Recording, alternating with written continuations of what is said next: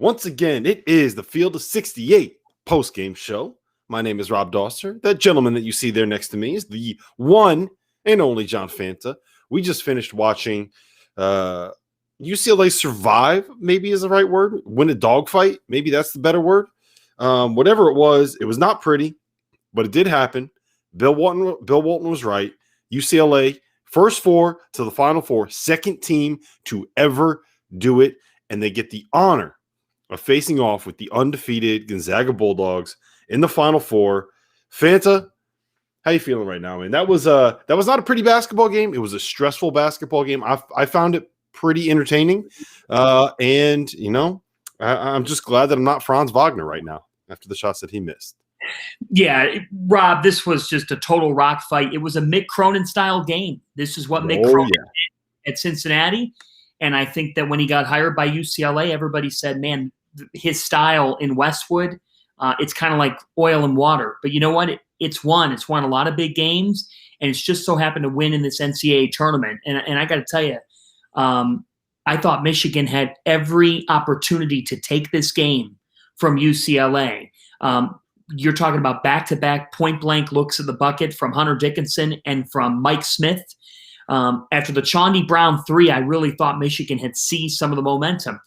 But you know what? I credit Tyler Campbell. I credit Johnny Juzang. Those guys hit so many tough shots. UCLA did a terrific job of making the game physical and matching Dickinson and Michigan's post players, matching their physicality. So UCLA won a total rock fight. When you get into that type of game, either side can win. But, man, it does feel like, it's elation for UCLA. But I guess as we come on the air, I feel more of a gut punch for Michigan because I felt like Michigan was so much better than what they showed tonight. Yeah. Oh, man. I do feel bad for them. I think that today was the first time we really saw the impact of not having Isaiah Livers because there was they just couldn't create any space whatsoever. No. It kind of got to the point where what Michigan's only option was offensively was just throw the ball into Hunter Dickinson or to Austin Davis in the post and try to let them back somebody down from 12 feet. And as we know, the reason that doesn't really exist in basketball anymore is because that's the most inefficient way to try to score. And they did not get any help from Franz Wagner, who picked the worst possible day to just have a complete stinker. Not get any help from Mike Smith, who really struggled with what UCLA was doing. And actually, I thought it was pretty interesting what Mick Cronin did defensively.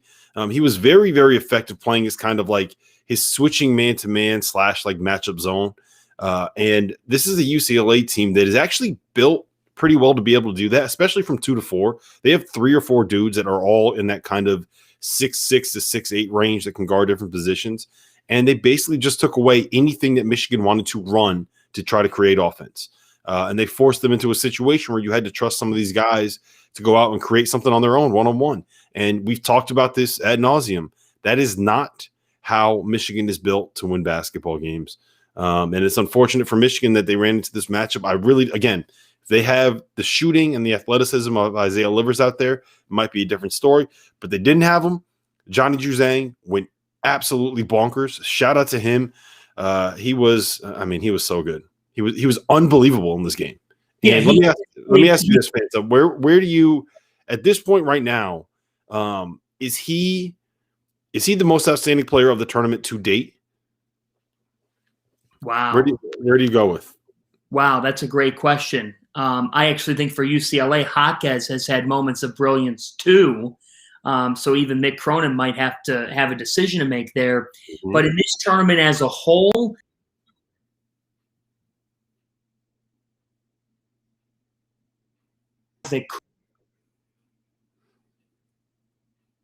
again, another team that has a number of guys that could do it. So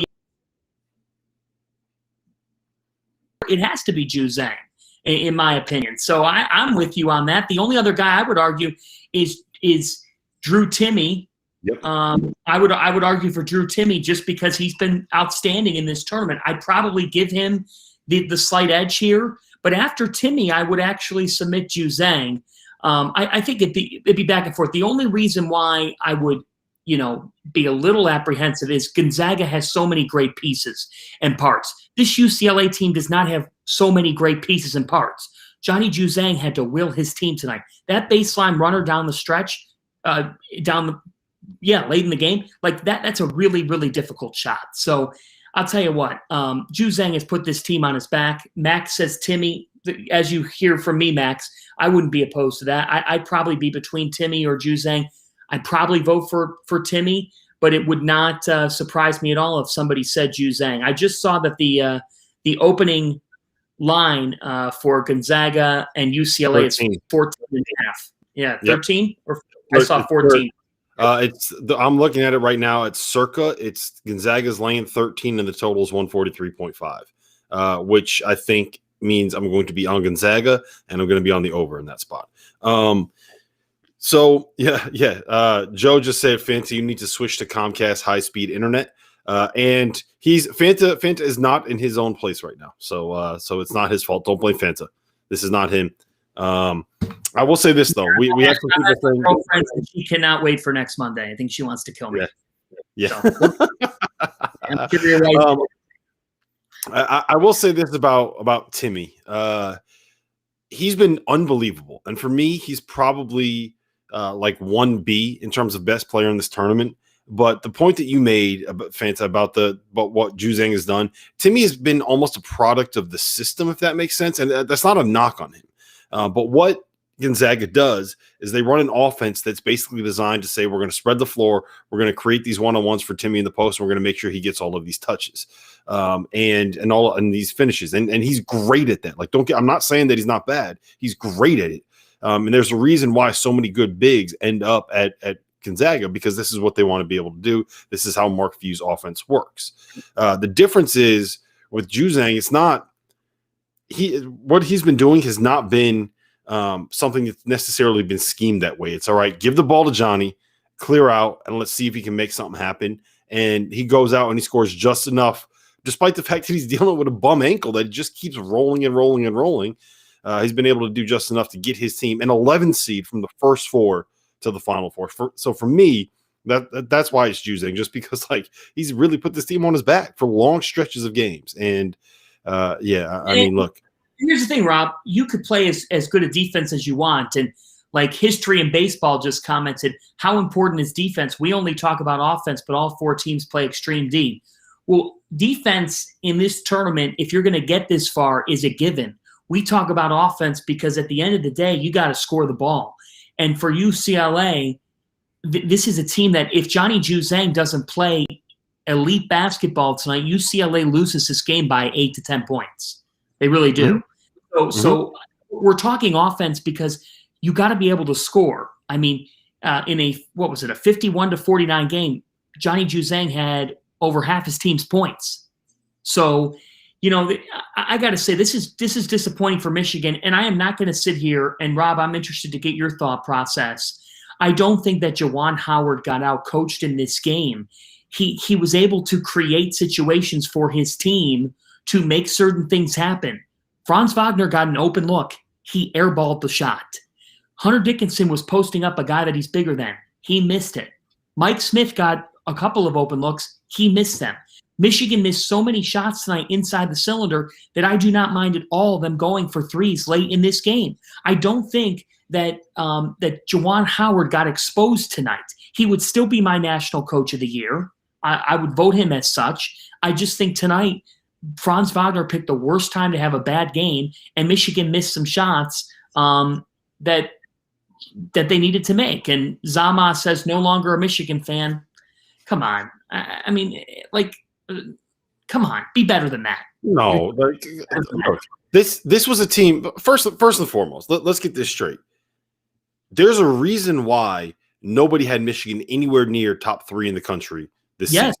Yes, because that roster is not what you would expect your top 3 roster to be. Go through and look at the players they got, and then go through it and look at the talent on Gonzaga and look at the talent on Baylor. Those are the two comparisons that you need to make.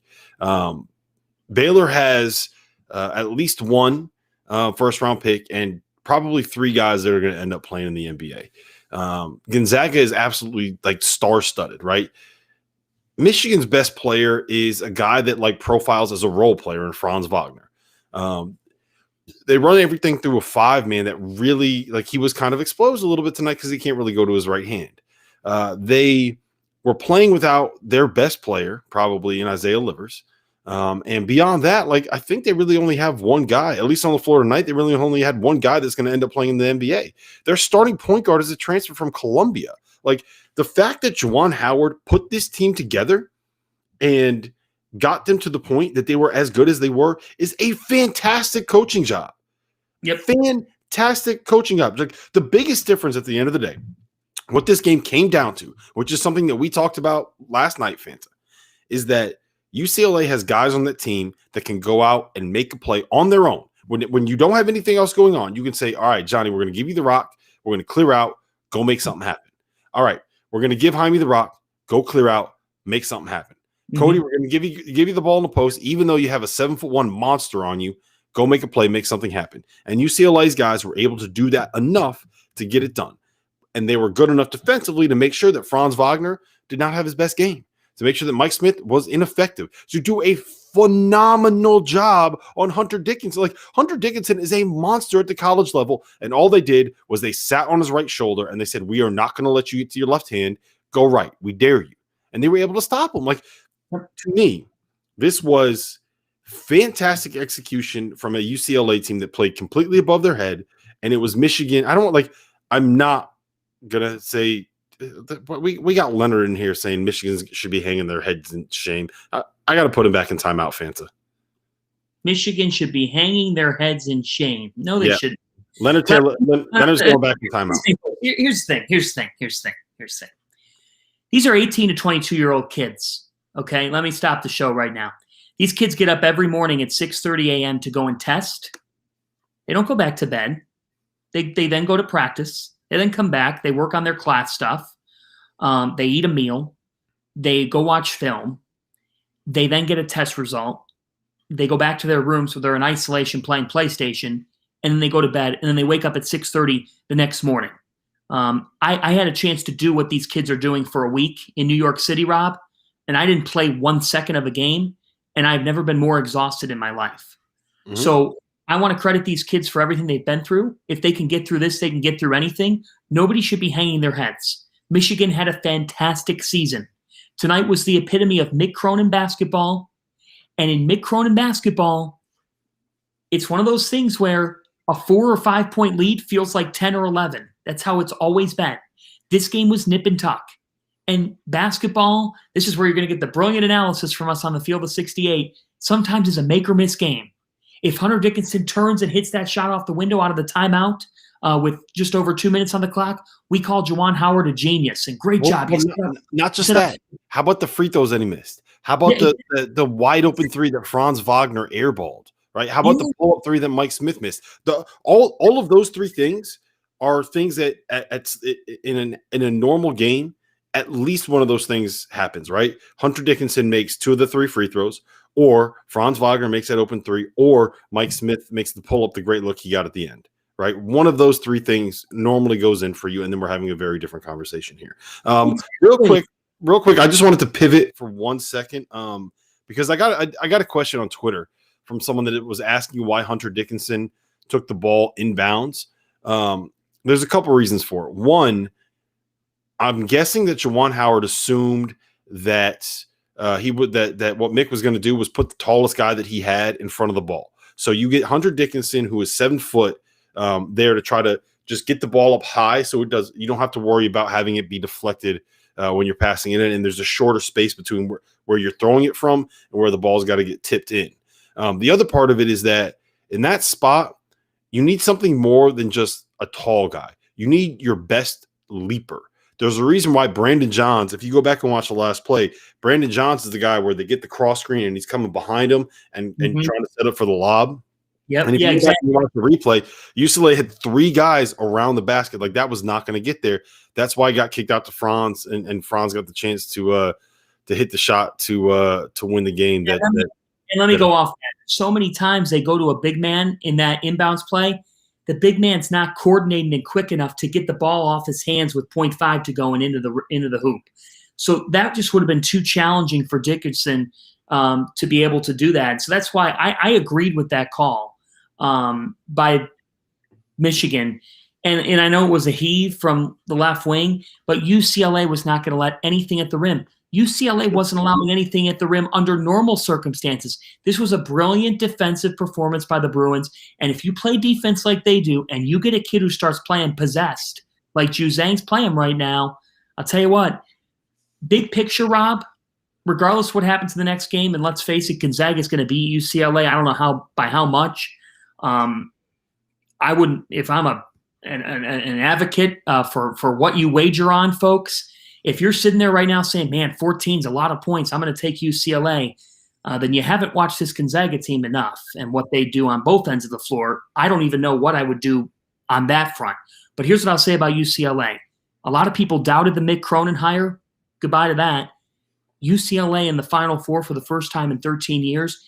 It's good for college basketball when UCLA is relevant.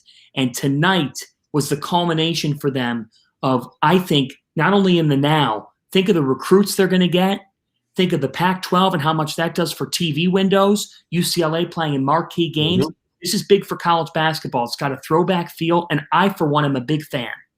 Yep, and I want to talk more about UCLA in a second, but I do just want to respond to this. Juwan really struggled to make right calls in the end of the game.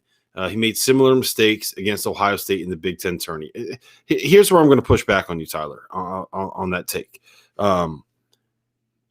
Franz Wagner got a wide open three from the top of the key with 14 seconds left, and Michigan up or down by 1. Wide open. There was no one within 5 feet of him. Now, you can make the argument, and you might be right, that Mick Cronin made the decision to go underneath that ball screen and say, okay, if we're going to lose by Franz Wagner, who's played horrible all night, making a three, then that's the way that we're going to lose. But at the end of the day, like, if that's not a bad shot for you. Franz Wagner is going to be an NBA player. He shoots 30-something% from three. He has a wide open look from the top of the key. You take that shot. On a final possession, you take that shot and you live with it. It didn't go in, but you live with getting that shot. All you can do is scheme up a good shot, and that was a good shot. The Mike Smith shot, he's going full speed. He's got Tiger Campbell off balance. If you watch him again, Tiger Campbell turns the wrong way at one point. He's sprinting backwards. He has to stop. He doesn't get a contest on him. Mike Smith stops. He pulls up. A guy that averaged 22 points a game last year at Columbia as a shoot-first point guard. Got a pull-up three in rhythm on the wing. Not the most ideal spot, but that's a shot that Mike Smith probably hits 35 to 40% of the time. Those are the 2 looks he got at the end of the game. If you're a Michigan fan, you cannot complain about the looks that they got. The shots did not go in. Sometimes they don't go in at the end of games. It happens. That's why we love this sport of basketball. I would have gotten Chaundi Brown one more shot late in the game. That's the only thing I would say. Mm-hmm. I agree with Jordan. I thought Chaundi Brown was in a rhythm. I thought he deserved maybe a look or two. Here's what I'll say. Everybody that's arguing about getting to the rim, 2 things. Number 1, Michigan missed so many point blanks at the rim tonight, Rob. I don't mind them getting open perimeter shots. Wagner missed a wide open perimeter shot, and Smith missed a pull-up that was in rhythm. And it's also, those shots are very different than the crossover, step back, hand in the face, 25. Yeah. Like, those are rhythm open threes with your toes on the line. Like those are great looks. And here's the other thing. I'm sorry. Has anybody been watching this tournament over the last couple of nights? You're telling me that you want to have a guard just go down the lane? Do you know what that's going to get called? It's getting called like this every time right now. If a guard drives down, and I don't want to put the game in the hands of the officials. I don't. If I'm a head coach right now, I do not want to put the game in the hands of the officials on a drive to the rim. You all could disagree with me. I didn't mind Michigan taking perimeter shots late in the game. They missed their last 8 shots. It's a make or miss game. I thought they got some good looks out of the 8. They missed their last 8 shots. UCLA wasn't that much better, but they were good enough.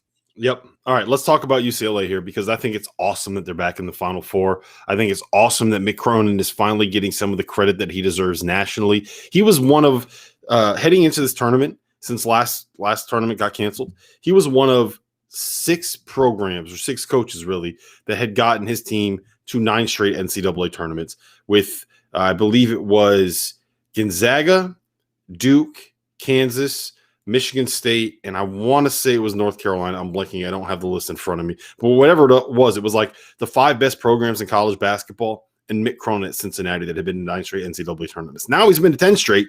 Duke's not here, right? Kentucky's not here, right? None of those other blue bloods are here in this moment. He beat Michigan State in the first round of the Big Dance, and now he's in the Final Four. Mick Cronin's in the Final Four. So there's a couple things that I want to point out that I think are very, very important and that we absolutely need to discuss. First and foremost, there would be nothing more fitting in this season and this year and in 2021 than to have the first ever team to go from the first 4 to make it to the national title game or to win a national title, and have that team be UCLA, who has won more titles than anybody else, the most storied program in the history of the sport. It would be so fitting in this run to have Hep Cronin become the new Sister Jean. And it's just perfect for me that a guy who was, everybody said he's the wrong fit at UCLA. He cannot win at UCLA. You can't hire a guy who wants to play tough, who wants to do everything for defense, who wants to grind it out, who wants to win games in the 40s and the 50s. It is so perfect and probably so rewarding for Mick Cronin and for everybody on that roster, really, but for Mick Cronin, who everybody said was the wrong hire, to get to the NCAA or to get to the Final Four playing a game as Cincinnati Mick at UCLA. I love that. I love that. I love that. That's great. Okay. This is where I'm going to okay. I like Mick Cronin a lot. Talked to him over the summer. He's actually the best friend. His best friend is Kevin Willard, who obviously we both know well. I know very well. And so I'm sure that Mick is popping open a big bottle of Cab tonight in his hotel room. I am afraid to alert you, though, that they're going up against one of the greatest teams in the history of college basketball, the 30-0 Gonzaga Bulldogs, who tonight just played a different sport than the USC team on the other side was playing. Gonzaga was playing a different sport. It was a varsity team taking on a JV team who was scouting in practice. That's the kind of game that this was tonight. It was humiliation by the Gonzaga Bulldogs, and I absolutely believe that the Zags will roll on in the Final Four, and I believe that they will roll on in the national championship game. This is one of the greatest teams of all time. I do not think that Baylor's going to give them as good of a game as people think. Gonzaga's winning the national title, and they're going to be 32-0. And the UCLA run is absolutely spectacular, but under no circumstances am I going to sit here and say Juzang and Jaquez are going to beat Suggs, Nembhard, and Ayayi, and Drew Timmy's going to have problems with Cody Riley. It ain't happening. It ain't happening. UCLA is amazing. Think about the Adam Morrison tears. He'll be in the building on the radio for Gonzaga. Think about that Gonzaga UCLA Gus Johnson game. We might have to find Gus this week to talk about. We're gonna want to talk about it. We gotta get Admo. We gotta get Gus on to talk about that. We gotta get everyone, man. Yeah. But for me, I hate to be I hate doing this because you got to play the game, and Mick Cronin's going to try to make it a grinder. I don't see how you're limiting Gonzaga offensively to the degree in which UCLA was able to do it against Michigan tonight. Yeah. I absolutely agree with that. I've said all along that I think that Gonzaga is just going to roll through and win every game by double figures and blow everybody out. I will say this though. Didn't you think USC could give them a game? Didn't who? Didn't you think USC could give them a game? No, I did. Yeah, so I thought that's the point that I wanted to make. So, okay. I thought that what would happen against USC is that. So we talked about this a little bit before, right? So much of what Gonzaga does comes through like throwing the ball into Timmy and taking advantage of the fact that you can't stop him one-on-one, more or less, right? And that's what USC is the best at. They are the best. Well, before this game, they were the best team in the country at 2-point field goal percentage defense. And that's because Evan Mobley has this unique ability to take away anything within 12 feet of the rim and just make life miserable for anybody trying to hit a shot within 12 feet of the basket. And what did Gonzaga do? Well, in the first half, they scored 30 points in the paint. USC had not given up more than 36 points in the paint for an entire game. No more than that. Gonzaga put up 30 in the first half. On the season, USC allowed teams to shoot 41% from 2-point range. In the first half, Gonzaga shot 18 for 29, which is 62%, which, to be fair, is 1% lower than what their record 63% 2-point field goal percentage on the season was. So USC did a pretty good job. They got them down from 63% to 62% from 2-point range. Drew Timme had 7 field goals in the paint in the first half. He posted up Evan Mobley and hit him with a jump hook. He went by him, went around him with a spin, and finished with his left hand around him. He went right at Evan Mobley and kicked Evan Mobley's ass in the paint. And if you are going to tell me that Gonzaga is capable of going up against the team that is the best at doing one thing in the country, saying, okay, what we're going to do offensively is attack that one thing that they do better than anybody else and kill them while doing it. It just, that was, what I'm trying to say is like what Gonzaga was able to do in that first half against USC was so impressive based off of what that specific matchup was that I'm just sitting here like, how can anybody stop them? USC was perfectly designed to be able to stop what Gonzaga wants to do, and they had no shot. And it was so evident 2 minutes into the game. Yeah, it's the best passing team that I've seen, and I haven't been around this sport too long, but I'm 25 and have covered Villanova teams very, very closely, and this Gonzaga team is better offensively than those Villanova teams. In 2018, Villanova had 4 professionals on the floor, 4 of the top 33 picks in the draft. This Gonzaga team is even better than that. And you know why, Rob? Because you can't really pick a poison. You can't. You could say, in theory, that you're going to play a little bit off Andrew Nembhard and you're going to play a little bit off Joel Ayayi and say, we'll have them shoot threes. But they've been consistent enough and a threat enough to say, I don't know what you do. Now, I see what someone said here, and one of the Baylor fans who's been very, very good, and I give him a big applause. I see you. You got the B logo. I forget your name, but feel free to comment back. You're right. You're right. Baylor's defense, Rob, could for periods of time hold down Gonzaga's offense. But here's where I flip things. Because of how great Gonzaga is offensively, that overshadows the fact that this team is pretty good on defense too. Mm-hmm. They do a good job of racking up stops, and when they string those together, they're lethal in transition. So where I have apprehension about a potential Gonzaga-Baylor title game is, like, I'm just wondering how Baylor is scoring the ball consistently. Andre says, pick your poison. When Brunson went into the post, Villanova was unstoppable. No, Villanova was an outstanding offensive team that year. What I would say is where I differ on Villanova 2018 versus this Gonzaga team is Gonzaga has better post play than that Villanova team had with Timme and Kispert combined. I thought Omari Spellman was good. He wasn't at the level Timme and Kispert have been at, particularly Timme. Yeah, they're also like very much built differently, like, right? Like with Omari Spellman, the whole, like, his entire existence and his entire value to that Villanova team was his ability to one, protect the rim on one side of the floor, and 2, be able to step out and knock down, catch and shoot threes so that Villanova could do their whole, like, inverting the offense and post and guards thing, right? And you just create all the space in the world because you can't have your 5-man guard both Omari Spellman and help out on Jalen Brunson, who is going to just body any point guard in the post.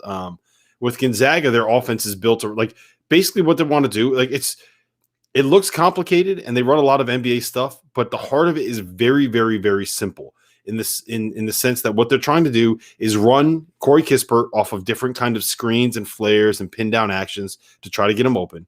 And if that's not working, they're trying to get Jalen Suggs coming off a ball screen, going to his right in a spot where it will allow Timme to roll to the basket or try to get a little duck in and a seal in the lane. That's really all they want to do. Plus, just push the hell out of it in transition. So they're going to run. Then they're going to try to get Corey Kispert off a screen. Then they're going to try to get Jalen Suggs off a ball screen. And if none of that works, then they're going to try to get Drew Timme sealing in the post in front of the rim. And it's very simple things that they do. They are just incredibly efficient at doing those things. And it was kind of the same thing with Villanova too, but it's just the way that they do them is different. But I will say this. I got a big question for you. Hit me. If you were to make a spread for Gonzaga Baylor right now, what would your spread be? Probably Gonzaga by about 4.5 or so.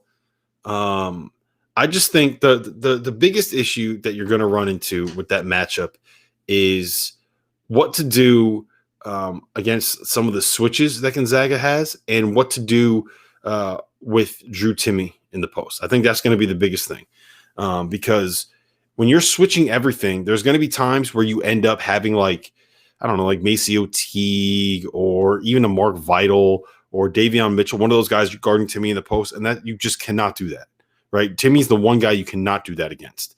So that kind of limits some of what Baylor wants to do defensively. The other part of it, and we talked about this a little bit last night when we talked about Houston in the matchup, is that the no middle defense. Here's the way that you break down Baylor's no middle defense is you get your playmaker on the wing. You put shooters around the perimeter, and you have these guys drive baseline, but drive to get to about 15 feet away from the basket, not close enough to the help defender so that they're able to draw a charge, they're able to trap you, but enough that you force Baylor to go through their rotations and to make to rotate and to move the help side defenders. And you want playmakers that can get to about 15 feet away from the basket, driving baseline, have the ball in their strong hand, and be able to read the floor.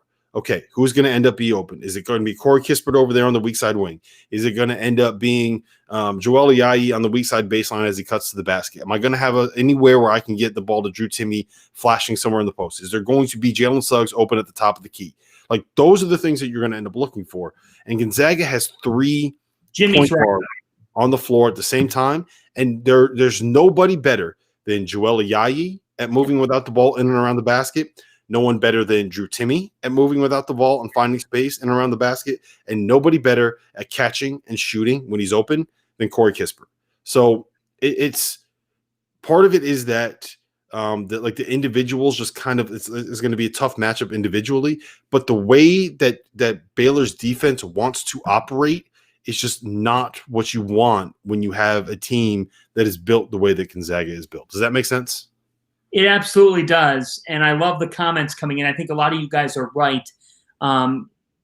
Jimmy Blower made a couple of good comments there. You got to be able to get Timme into some sort of foul trouble. Yes. Happen. And I do think that history in baseball is right in that Kispert is the X factor. I think Kispert is an X factor and so much more for Gonzaga because if he's knocking down perimeter shots, his game is just so solid, so well-rounded. But I just don't know, Rob, like watching Baylor offensively at times, they go through their droughts. And by the way, it's not a foregone conclusion that Baylor beats Houston. I expect Houston's guards to be able to pressure Baylor. And if Houston can get off to a good start, I know it sounds cliche, but you can't be trailing Baylor. You can't. You can't be trailing Baylor. Houston's got to set the tone of this game, not defensively. I have confidence on that end of the floor. But can Dejan Jarreau and Quinn Grimes make enough plays early in this game? And can Houston knock down a couple of perimeter shots? Sasser hitting threes could be big in this game. We've talked about Gorham's ability to rebound the ball. Houston has a chance. They have a good chance. And, in fact, I think that's going to be a close competitive game. Kelvin Sampson's too good, I think, to go down easy. But I think for the Cougars, they're going to have to – can they just get their legs under them and make a couple of shots? I think that Baylor's offense is capable of going through ruts and going through droughts. Mm-hmm. So we'll see. But Phil just said it. The fact you can say Kispert is an X factor and an All-American says everything. He's right.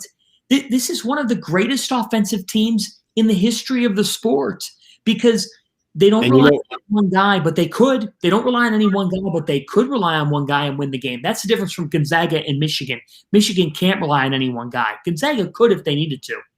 Yeah, and you know what the scary part is? There's two parts of that that's scary. One, the guys that like you haven't even mentioned, they're X factors.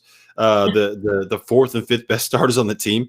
One of them is Andrew Nemhard, who averaged 12 points and 5 assists while playing on a tournament quality team for 2 years as a McDonald's All-American as a point guard at Florida. The other one is Joel Ayayi, who last year averaged like 10 points, 6 boards, 4 assists as a complement, as like a secondary ball handler, and shooting 36% from the floor. Who is going to end up one day playing for the French national team, is probably going to be a pro. He's their fifth best starter. That's kind of playing as the fourth in this offense, just because like that's the only way that you can get him on the floor.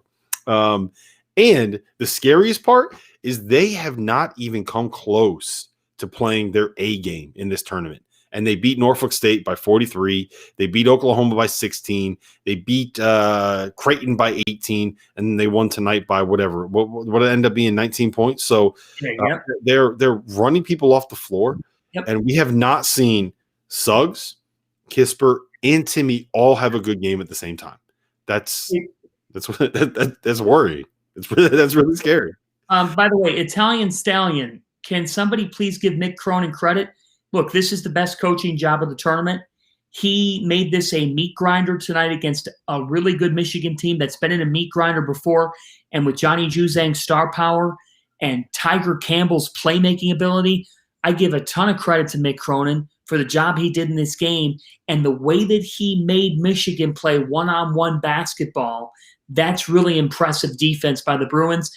And Mick Cronin deserves all the credit in the world. He was doubted when he was hired in Westwood. He's overcome those doubters, and he silenced them. He won the game in the Cincinnati style that we all came to, if you're in Cincinnati, love. But for a lot of people that love quality, aesthetically pleasing basketball, you don't love it, but you respect it. And I have an immense respect for Mick Cronin. He's a throwback coach. He's got some players who have bought in, and he's done it in just his second year for a UCLA program that, Rob, frankly, was reeling. Remember the articles 2 years ago about the flying and about how the job's nowhere near what it was, and John Wooden's just it's just such a memory of the past. It's nothing like that anymore.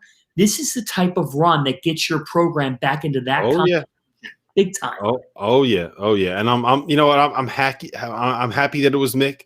Him and I disagree on some things when it comes to the way that college basketball should be run, but I think he's a very, very good coach that deserves a little bit more credit than he gets. I want to ask Freedom Gripe. Ayayi, was he playing with the senior national team then? I know he's been in the French national. Joel Ayayi's been in like the French national program. Was he playing for the senior national team already? I don't think I realized that. I thought he was with I remember when he was with the under 19s, I think of the 2018? Whatever it was, he was at the same thing that Umar Bala was at. I can't remember what specifically event it was, but drop a mention in the comment if you remember what it was. All right. I think Fanta, let's talk a little bit about what you see coming out of these Final Four matchups and what you expect out of them, and we'll get a little bit of picks. And you know what I want? Outside of Gonzaga winning a national title, this is what I want. Actually, I scrapped it. We talked about the matchup. This is what I want.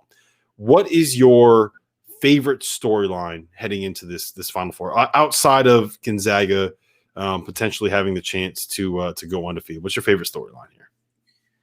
Wow, it's a great question.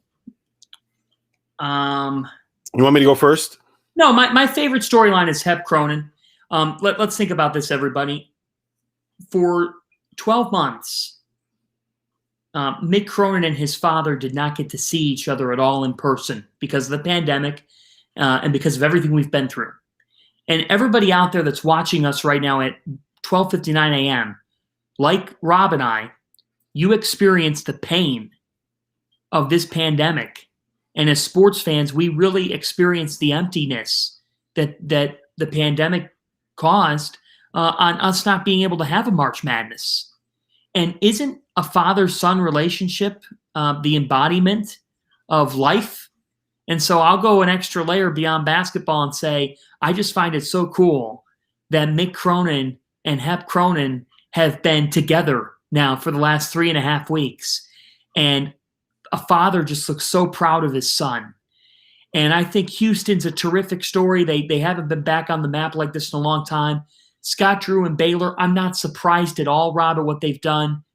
But for me, when you think about everything that we've been through over the last year and change, and the fact that college basketball is the only sport that wasn't able to crown a champion during the pandemic, my favorite storyline is kind of that balance between basketball and life. And, Miles is saying class is saying chess or tennis. I mean, look, folks, this is a terrific story of kind of overcoming doubters. And I give Mick a lot of credit for how he stuck with it. And I give UCLA, I think we all have to acknowledge what it's taken to get here. And the fact that in the first four, to go from first four to final four and be the second program to do it, joining Shaka Smart and VCU, that's my favorite storyline entering the week because they're going to get counted out all week. They'll probably lose this game, but they've been so tough. And I think when you think about everything that we've been through as a society, to see a father and son as happy as those two are to see each other is really, really cool. In fact, I just saw that Mick, after the game, Pete Thamel was tweeting this, Pat 40 as well, Mick Cronin sanitized his hands and tried to throw 3 Final Four caps up to his family. And security said Mick can't do that. So I'd just like to say this. The security can screw off. Mick Cronin has contested every day. He sanitized his hands. Let him throw the caps up to people. Can we all just calm down for a moment? The pandemic hasn't gone anywhere. Mask up, folks. Mick Cronin's allowed to throw hats up to his family if he wants to. Yeah. Security, let him throw some hats up, okay, to his father. Yeah, here I'll say this, Fanta. It's freaking ridiculous. I can promise you that if it was Mick Cronin trying to throw a hat to his dad, that somebody told those security guards to F off. And I hope probably Mick Cronin. I do want to elaborate on that though, because that's not the only kind of father-son familial storyline that we have in this. I know where you're going. I mean, look, Kelvin Sampson is the head coach at Houston. Part of the reason that he signed an extension for as long as he did at Houston is because he's trying to set up that program to be able to be inherited by his son, Kellen, who is currently, is he associate now? I think he's just an assistant, but Kellen Sampson is his son and is on the staff. So you got that there. Alvin Brooks Sr. Is it senior? Is it Alvin Brooks the second? Whatever it is. There's Alvin Brooks the third is an assistant on Baylor staff. His father is an assistant on Houston staff. Again, awesome storyline, really fun. Sucks for them that only one of them is going to be able to make it to the title game, but one of them is going to make the title game. So there's that. And so that's some of that stuff is really, really cool. There's a couple things that I like. One is kind of like the redemption angle of a lot of these teams that made the Final Four. You have Baylor coming back from what they came back from and Scott Drew building that program. You have Kelvin Sampson, who was a guy that was disgraced because he made too many phone calls, which in college basketball, making too many phone calls is the thing that can get you a 5-year show cause penalty. I think that's pretty cool. The comeback of UCLA to being like a nationally relevant powerhouse program, that's a good thing. Bill Walton losing his mind over the Pac-12, that's going to be awesome. So there's a lot of things about this Final Four that I'm really, really excited about. And I'll be honest, this is the first one that I've missed since 2009. The first time that I've not been in a Final Four since 2009. So it sucks. I'm going to miss it. There's being able to go through. Listen, next year, the Final Four is in New Orleans, and Jeff Goodman is buying drinks for everybody in the Bayou. Yes, he is. He promises that. Anybody that's in the chat right now that makes it to anybody that likes this video and that subscribes to the channel on YouTube or retweets this on Twitter. Listen. And you're in the chat, Jeff Goodman will buy you at least one drink if you are in New Orleans next year for the Final Four. We are going to be up and down Bourbon Street, folks. I'll do a shot with anybody. We are going to be partying so much. It's going to be a beautiful scene.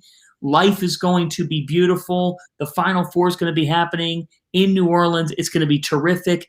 Like, subscribe. I'll buy one for you too, and we'll see you down in New Orleans right on. I will say this. The one problem for with having Final Fours in New Orleans is New Orleans is one of the few cities in the great country that we live in that does not have a set time where they tell you to go home from the bars. Oh, I can tell you that is a little bit risky. When they don't tell you it's time to go home.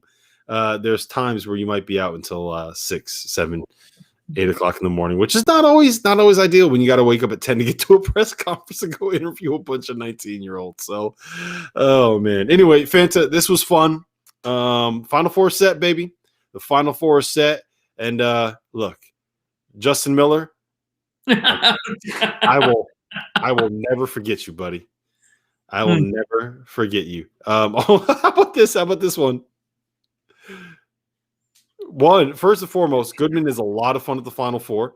Hayden, if you were at the 2017 Final Four at any of the Gonzaga parties at the clubs in Scottsdale, we definitely hung out because I went to all of the Gonzaga parties there. I remember, you know, I'm gonna save this one. I'll tell you this one off the air. I'm not gonna say this one publicly. There's too many. Okay. There's too many people here. I saw you in Minneapolis. Well. We can tell that story off the air too. Yeah, that's another off-air story. Yeah, I have a history of not saying hello to Rob for whatever reason. That's what he does. He doesn't like saying hello. As soon as the thing about Fanta is he's great. He always says hi to me, but as soon as there's famous people around, he's all talking to them, and it's just like, who am I? Oh, just that guy over there, that jerk off over there, Field of 68, whatever. He's not important enough. I'm gonna go talk. I'm gonna go talk to Mark Titus. I'm gonna go talk to this guy. I'm gonna go talk to the head of Intersport. Hold on, to give the fans a visual of the media at the Final Four. This is my favorite moment of the entire weekend. They come on at the end of the night after the national championship game. It's Monday night. And if you're a reporter, you're working on your final game stories. You're starting the offseason like with your way too early top 25. The national championship game night is not a heavy going out night because everyone's got a flight to catch the next morning. They're going on vacation. They're leaving, whatever. So at the national championship game, Rob, at least in Minneapolis, I specifically remember this, the press room person comes on a microphone and says, ladies and gentlemen of the media, we want to thank you for your coverage of the Final Four this year. We'd like to let everyone know that Pizza Hut has arrived to the meal room. You would think that they're giving away vehicles based on the way some of our colleagues are dashing, myself included, dashing for some deep dish Pizza Hut that is like half room temperature. It is amazing to watch the running of the bulls. I'm not a what? Joe read you like a book, baby. He knows it. I just have to. Hey, listen, you are 100% correct about that. There's nothing funnier to me than in the media rooms when people end up like lining up like 40 or 50 people deep. 50. Waiting for lunch. It's like 11:30. They're lining up there, 40 people deep in a line to go get the nasty stadium food that they have set up for us for lunch. What are you doing? Call me. All right, maybe I am a diva. I do not. I'm sorry. I don't eat the press food at the Final Four at the lunch. Why is the line 50 people deep for a sandwich? Listen, you don't have to be there. The sandwiches, you don't have to get them hot. You can go in there. You can get some cold cuts. You can get a nice ham and cheese with a little bit of lettuce, a little bit of tomato, a little bit of mayo. You don't have to be the first one. You can wait 25 minutes and go and get it later and not have to wait in the line. But I will tell you this: I always get the lunches there because here's the thing. I know. I'm just laughing. Go ahead. No. I always make sure I get the lunches there because the unhealthy stuff that they have is never very good. right? So like that when they bring out the pasta's never very good. If it's like the taco day, the tacos are never very good. Oh, they're never good. So like it kind of forces me to eat something healthy, because the thing about the Final Four is that it's the most unhealthy I'll ever be in my life, because I'll be up until 4 o'clock in the morning every night. We go out drinking every single night. You go every night where there's not games. Someone is like, hey, we reserved 15 seats at this table for a dinner. Come with us. And then it's appetizers and it's desserts, and you're eating a 16-ounce steak with like a mountain of potatoes. So it's like all you do is the most unhealthy possible stuff. So if I can get one meal a day in where it's like, I don't want that pasta, I don't really want those tacos, I guess I'm just gonna have to eat like these field grains with some balsamic dressing. Like that's a good thing. That's a good thing. That's a good thing. Although, in full disclosure, there are never bad cookies at the Final Four, and that's what I go. Oh God! Like we're about to get out of here. Look at this, unbelievable, Fanta. What did somebody say? Are you ready for this, Fanta? Go ahead, flash it up. This is the most unbelievable comment I've ever seen in a chat on any live stream that we've done. Are you ready? I'm about to bring it up on screen. Look at the screen. I'm about to bring it up on screen. There it is, Fanta. I just wanted to say a quick good night to you guys. I was I wanted to sing you maybe a song or something, Fanta. A lullaby. Lullaby. Yeah. Microwave pizza. So Goodman, we were telling the story of what I'll miss most about not being at the Final Four in person is when they come on the media speaker, when the media room's full and everybody's typing away on their game stories and they're super early top 25, and they go, we want to thank the press for their coverage of the Final Four. We would like to let everyone know that there's Pizza Hut in the meal room. It is Zach Braziller is hauling ass with a local pepperoni back to his team. I'm pretty sure you tackled Zach on the way to the pizza, because there's only a few of them there sometimes, and I've seen like Zags tries to bring it back to his hotel. He tries to bring entire pizzas back to his hotel. Exactly. They offer pizza. There are reporters with entire boxes bringing them back to their seats. Yes. No, that's not. By the way, we all determined that you're paying for drinks on Bourbon Street next year in New Orleans. Oh, yeah. Goodman, we said that anybody that's in this chat right now that leaves a message and either retweets us, likes the post on Twitter, subscribes, and likes the video on YouTube, that you're buying them a drink on Bourbon Street next year. Listen, our audience has grown quite a bit. I'm not sure I can afford that. Yeah, hey, look, you keep liking, you keep subscribing, you keep rating our videos, and you never know. Maybe Field of 68 is going to blow up. Probably not. I still can't believe UCLA beat them. Like, I'm still in a little bit of shock, guys. I'm honestly not, because what did we say this whole tournament is that without Isaiah Livers, Michigan is a different team, and even with Isaiah Livers, Michigan doesn't have really all that many game changers. What I'm really surprised about is that UCLA won a game like Cincinnati's Mick Cronin teams. That's how UCLA won, right? Totally. I mean, 100%. 100%. Goodman, we covered a lot of the ground here, but I do want to get a sense from you, because you were in the building.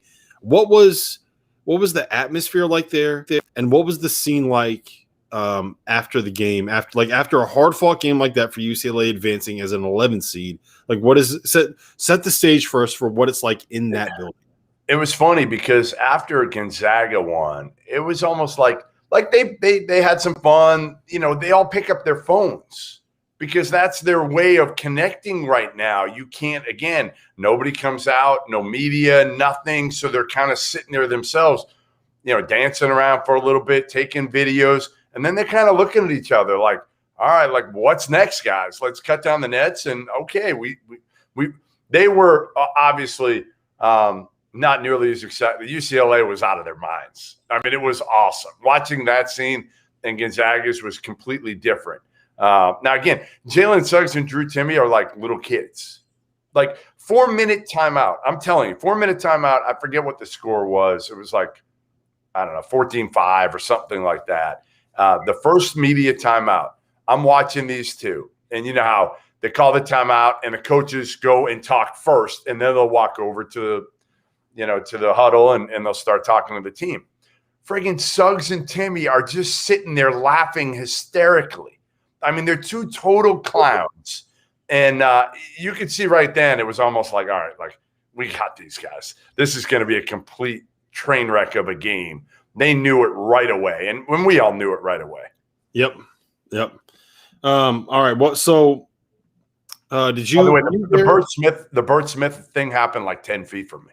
10 feet. Well, that's what I was about to ask you. Like, what happened with that? Do you know how he is? He's going to the hospital. I think he's at the hospital now. I know they said that he wasn't going earlier, but I'm 99% sure that he decided to go to the hospital. Initially, he's telling other people he thought it was just dehydration. But I'm assuming at some point it's like, hey, you got to go to the hospital and get tested just to make sure. To be safe, man. Like, what are you thinking? Not going to the hospital? You just passed out on national television and fell backwards and smacked your head on the floor. Like, why would not going to the hospital ever? How about this? I had refs that I was texting with during the game, and they said, you wonder if any of this had to do with the fact that they were all locked in and they couldn't do anything for these last 2 weeks. They're all in their hotel. Remember, they can't get exercise. They can't really go out. I don't think they can really do anything. So I don't think it necessarily had to do with that. Hopefully it was just dehydration. But you wonder if they're a little bit out of shape. They're used to running around all the time. And I don't know, but I just hope he's okay. You know what? Here's what should be said. People I don't think fully understand this, just how much the officials are doing to follow everything. Oh. And people have to bear in mind too, like when these officials are working for different leagues, they are following things to a T according to that conference. If they do anything wrong, they could get knocked out for a couple of weeks. And this is these people's income. Like when these guys are busting their ass every night, getting from one city to the other during COVID-19 because they have to make a living during these times. Even worse when they're here. So they're getting an extra $1,000 per segment. Okay. But a lot of them have jobs, side jobs, right? A lot of them don't make, they're not working enough games. They are not getting paid during the day. They're getting paid per game. Yeah. And then they're getting like an extra $1,000 per segment. And for the first and second round, I don't know if you guys want to guess how much it is. Take a guess how much it is for like the first and second round to officiate a game in the NCAA tournament, and then for like the Final Four.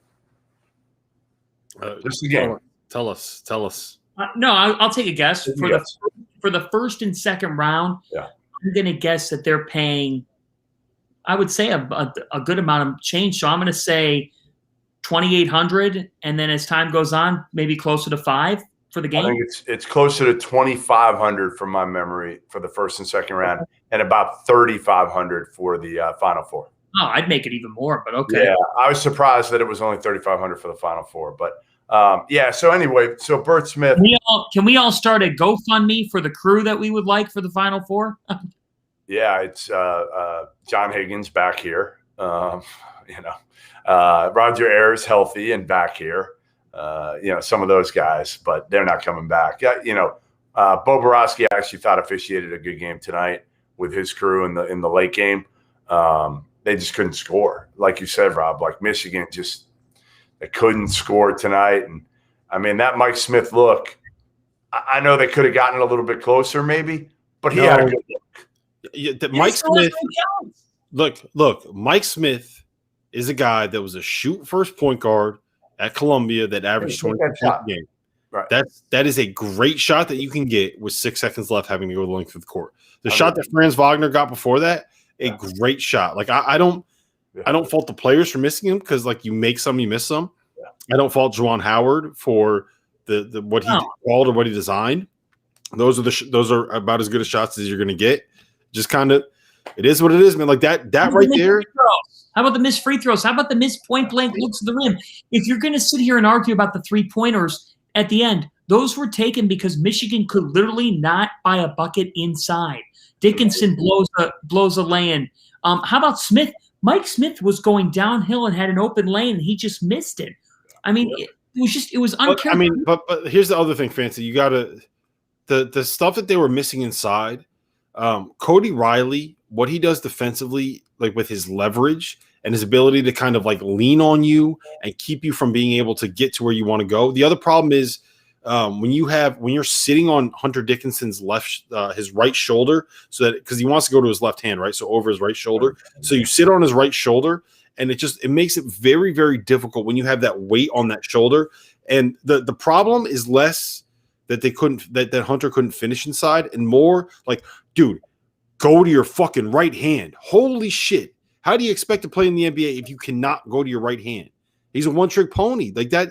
That's what he was shown as, a one-trick pony in that game. That's the thing that you should be worried about. And like, look, I don't want to kill the kid because he's been unbelievable this season. And that's why Michigan is where they are right now.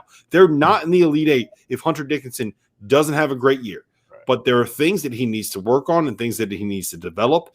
And Mick Cronin did a great job of making sure that his team took away the things that he does well and forced him to have to try to do the things that he does not do well.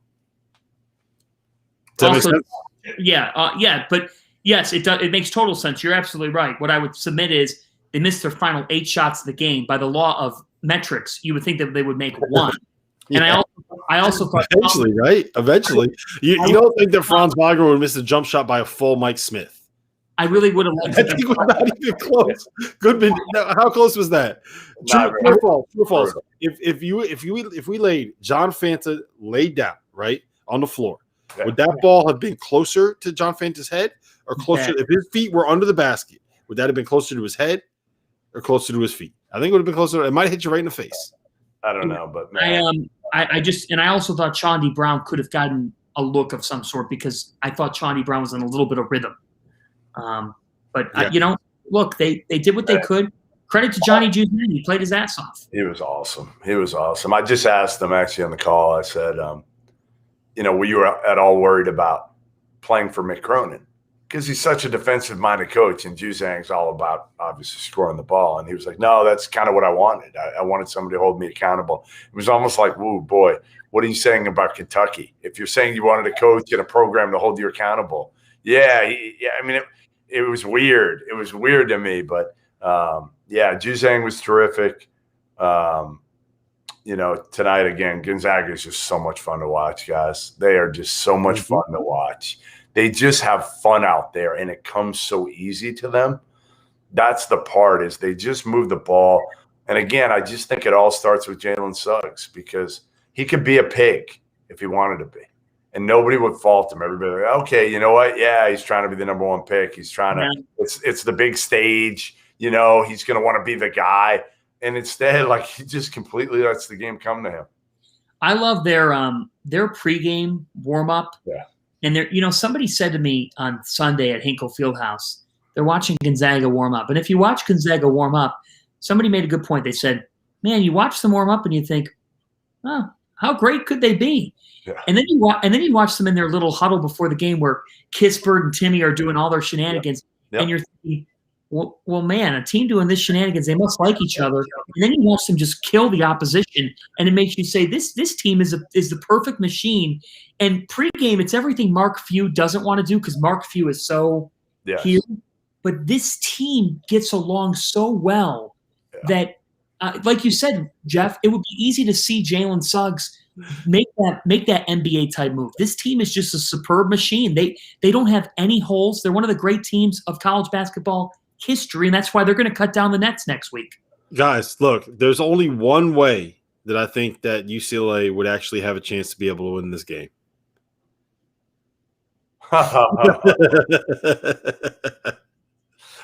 LiAngelo Ball, baby. What would he steal? What would he steal from Gonzaga? The ball. No, I don't think so. I think even if they gave it to him, he might not steal it. Oh man, listen. All right. Goodman, it was good to see you. I'm glad that you popped in. Yeah, I tried my best. I literally just got a text from Deshaun, and he goes, he literally right now, 1:24 a.m. He just texted me. He goes, "My bad, bro. I passed out on the couch." I've been texting him since 9:30 p.m. I'm not 9:30. Yeah, he had. I mean, he's been up since 6:30 with the coach. And he's old. Deshaun's old, man. He's washed. He's washed. He's not washed. young and vibrant like we are. No doubt. Anyways, this was fun. Jeff and I are going to be back here at 9 a.m. tomorrow morning. Just a quick recap, Jeff. We're gonna have a long conversation about something that has nothing to do with the basketball that was played. I promise you that. But until then, we will see you guys again tomorrow morning. We got a Final Four.